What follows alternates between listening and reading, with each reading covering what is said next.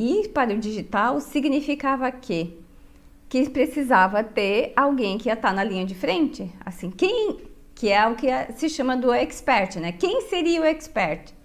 Era eu, né? Porque eu já tinha conhecimento, já estava há muito tempo no consultório, atendendo o mesmo nicho, eu já tinha um nicho segmentado. Já tinha provas, já tinha, né, mercado, já tinha uma metodologia para ser ensinada, né? Então, e dentro disso, como psicóloga, eu sempre fui, não só como psicóloga, mas como pessoa, principalmente, eu sempre fui uma pessoa muito reservada, não me mostrava muito, não era de expor, não era uma pessoa alegre, de ficar fazendo piada, de ficar se expondo, nunca fui muito disso. Na verdade, nunca fui nada disso.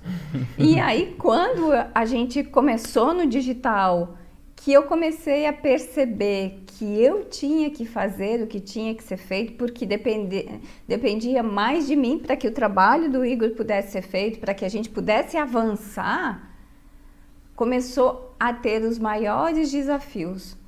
Porque eu comecei a perceber que quando eu estava no meu consultório, o paciente vinha, ele trazia as informações e a partir daquilo eu trabalhava. Indo para o digital, não me veio naquele momento, e demora um pouco até a gente amadurecer, de que você precisa conquistar as pessoas para você conquistar uma audiência para depois você vender um produto.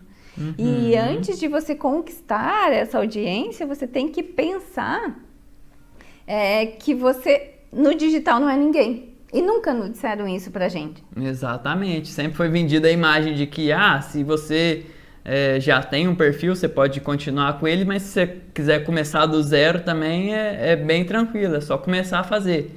Faz do jeito que der, com o que você tem e na verdade não é bem assim. Quando você está começando do zero, seu processo é muito mais longo. E isso não fica muito claro, né?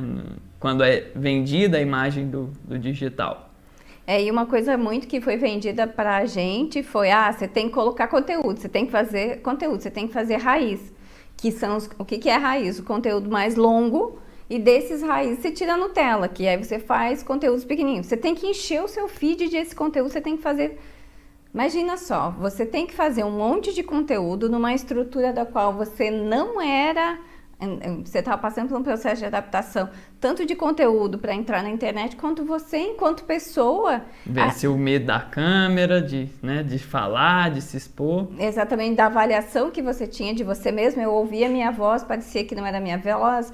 Eu olhava para a câmera para fazer um stories, eu pensava, mas o que eu estou fazendo aqui? O que as pessoas vão pensar daquilo que eu estou fazendo? Vão começar a achar que eu estou me achando. Primeiro, ela casa com o mais novo. Depois, agora, ela fecha o consultório e se joga aí nessa coisa chamada digital. Então, eu ficava pensando, as pessoas devem estar pensando que eu sou maluca ao quadrado. Né? Já tinha um nome, já tinha estabilidade, público, e resolveu mudar tudo para ir para essa coisa digital. E até porque as pessoas que estão fora do mundo digital, elas não entendem a nossa linguagem, né? A gente passou por muito das pessoas que a gente mais convivia não entender. Sim, exatamente. Tem uma coisa que chama de a bolha do digital, porque, né, é uma coisa que eu acho que é muito verdade. Porque quando você vai aprendendo, você vai descobrindo que realmente é um universo paralelo, né? Tem toda uma linguagem que os mortais não conhecem. E aí, à medida que você vai estudando, que você vai aprendendo, que você vai aplicando, você vai se tornando mais habituado com esse novo universo, né? Então, a gente comprou a fórmula em maio e... organizamos para fazer um primeiro lançamento ali em junho, julho. Em junho. Em julho, né? Na primeira semana de julho. Na primeira semana de julho. Só que o que aconteceu? Um balde de água fria no nosso projeto. Porque quando a gente já, né, tinha engatilhado ali para fazer o primeiro lançamento, a gente teve que viajar de última hora. De bate-pronto, de última hora, para resolver problemas familiares lá em Minas. Mas... conseguimos resolver, enfim, voltamos e no mês seguinte, daí em agosto, fizemos nosso primeiro lançamento. E foi, não sei se pode dizer ridículo, mas um fiasco, vamos dizer assim. Não é ridículo porque é o processo que a gente tinha, né, que passar e estava aprendendo. E é aí que vai a importância de você entrar em campo, né? Botar o plano para rodar. A gente tinha uma lista de 10 pessoas, 13 pessoas cadastradas, enquanto que o recomendado é ter pelo menos assim uns 300 pessoas cadastradas.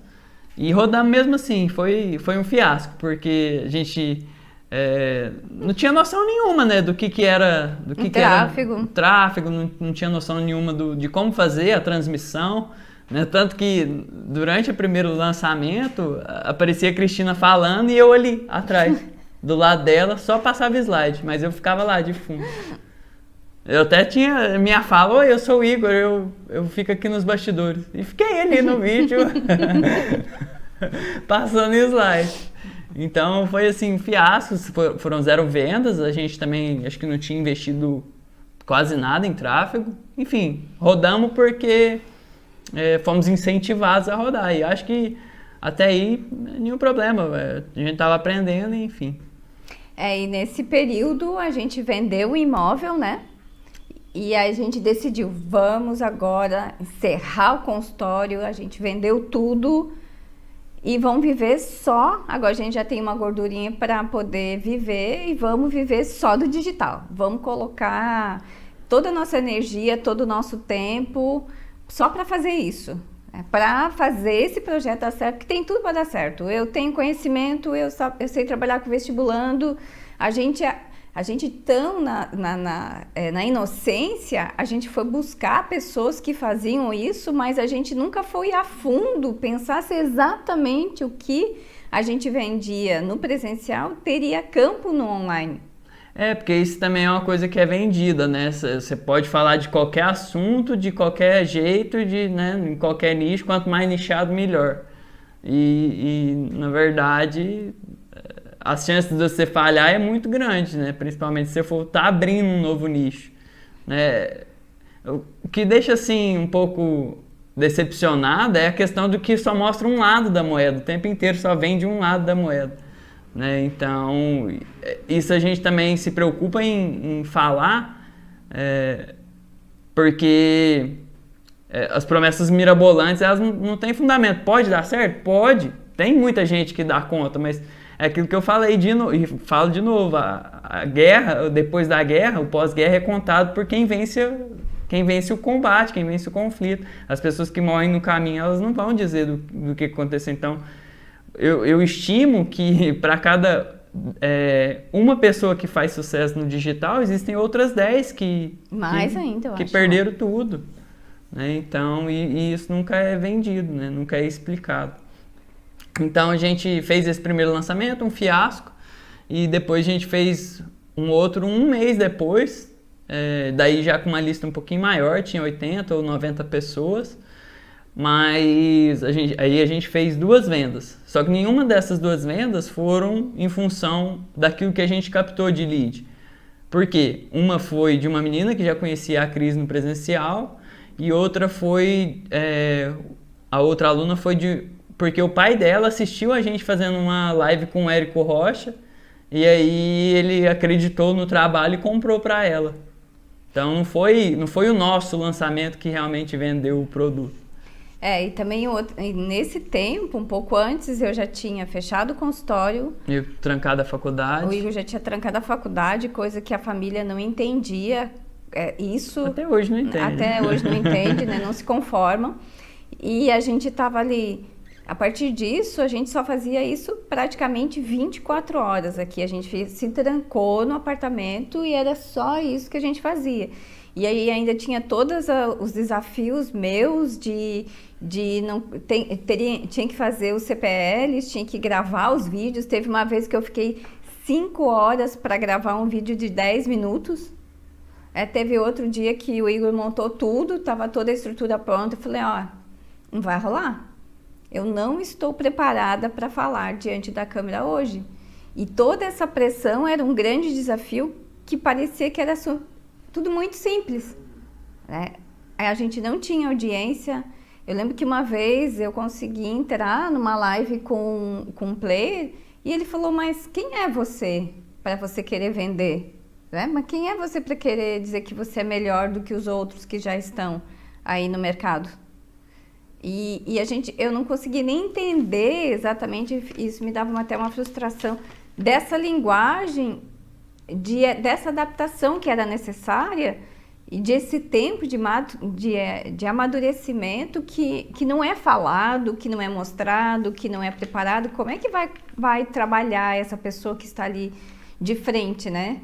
E isso tudo não é só comprar, por exemplo, a forma de lançamento, você tem que saber de tráfego, você tem que saber de copy, você tem que saber de gatilho mental, você tem que saber de quais são os outros... E-mail marketing, construção de página, configuração das ferramentas. Canal no YouTube. E tudo isso não é falado.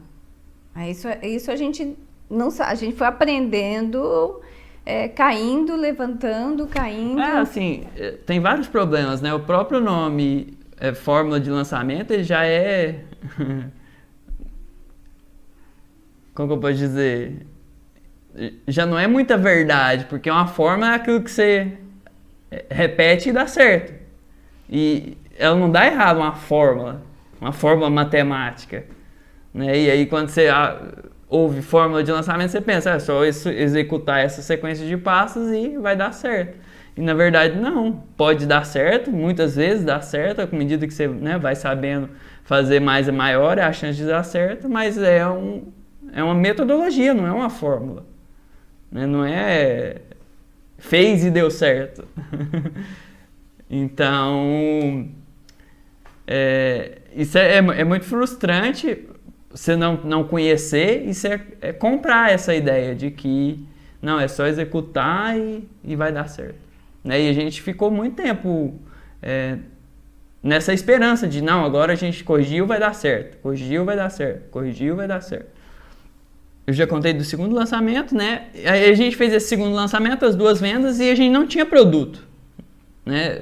A gente ainda não tinha, a gente tinha estruturado o que seria o escopo, o que seria abordado, e a gente ia entregar ao vivo, e entregamos ao vivo, e deu super certo, tanto que uma das meninas que comprou, passou no vestibular em 2 meses, né? Ela fez participou de 4 mentorias online com a Cris, destravou o que estava impedindo ela ali de conseguir, né, estudar, de conseguir fazer as provas, e passou depois de, né, mais de 10 anos, cerca de 10 anos que ela estava tentando, querendo, e passou.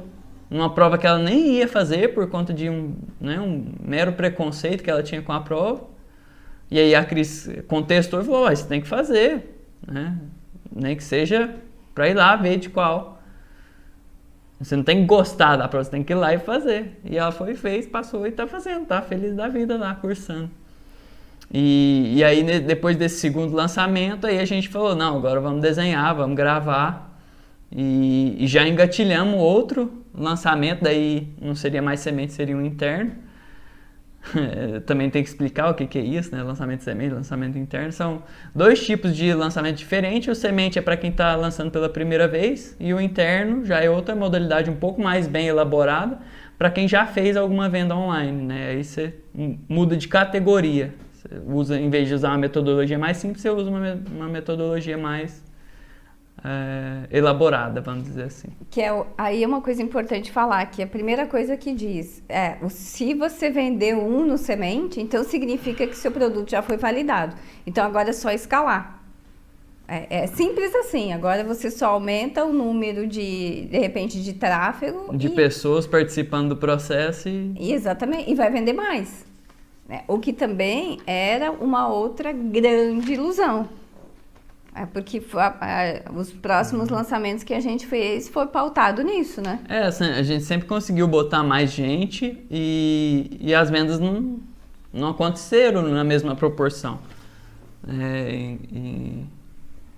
E porque a gente tinha um problema muito...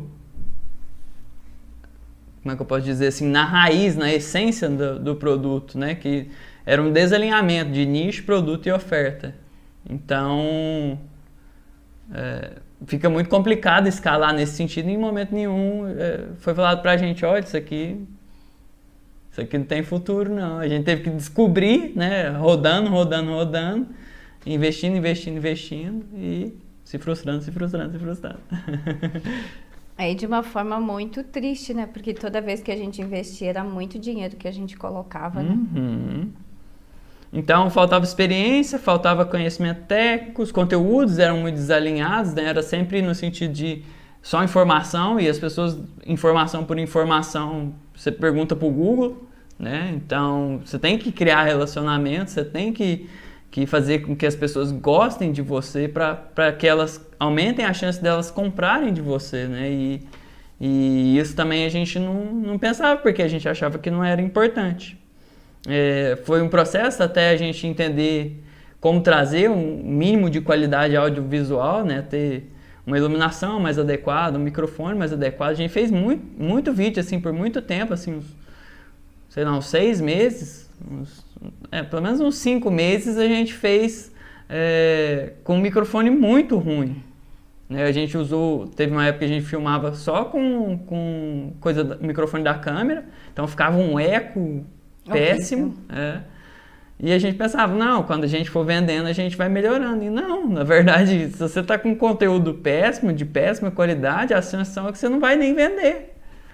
Então, o mínimo de qualidade você tem que trazer, não é simplesmente, faz. Então, aí já vem outra questão de outro erro que vendem, né? Usa o que você tem, se você tem um celular, faz com o celular. Não, porque o som vai ficar ruim. Eu até estava vendo lá no meu Insta, dos vestibulandos, lá do psicóloga Cristina Durante, tem um vídeo que foi colocado sobre Ritalina, que foi feito com celular, e o áudio tá horrível, quase não dá para ouvir, tanto que foi um dos vídeos que menos teve interação, porque tá muito ruim aquele vídeo. Uhum. E era aquilo que era dito, não, faz com o celular, você filma lá, você fazendo, que dá certo. E não dá certo nada. Tem que ter pelo menos o mesmo. A gente também não está defendendo que tem que investir no melhor equipamento, na melhor câmera, no melhor microfone. Não, mas você tem que respeitar pelo menos o básico de qualidade. Não é simplesmente pegar um celular, qualquer celular, e ir lá e gravar e vai dar certo. Talvez assim, se você já tem uma audiência, né? Você já tem lá as pessoas que te seguem, por exemplo, no Insta, que já se simpatizam com você, você tem uma boa comunicação, você é uma pessoa comunicativa que interage, que está sempre muito próxima, que isso já faz parte de você, talvez isso possa te dar aí uma vantagem em relação a isso. O que não acontece com a grande maioria das pessoas, né? E comigo ainda foi pior ainda. Porque para poder me soltar diante da câmera, lá na nossa live sobre o que é ser um expert, eu vou contar melhor, mas foi muito desafiador. E tudo isso que a gente está trazendo é para ajudar você que está aí querendo começar no digital, ou que começou no digital e está frustrado, para você não se sentir que é o culpado, né? Que também é outra coisa que é vendido. Seus resultados é só em função daquilo que você faz ou deixa de fazer. Nem sempre é só isso. Não depende só de você vender ou não vender. O processo de venda depende de N fatores, né? Então, a gente está trazendo, está dividindo isso para que vocês possam aprender com os nossos desafios, com os nossos erros e, enfim, pegar um atalho para conseguir ter mais sucesso aí no digital também.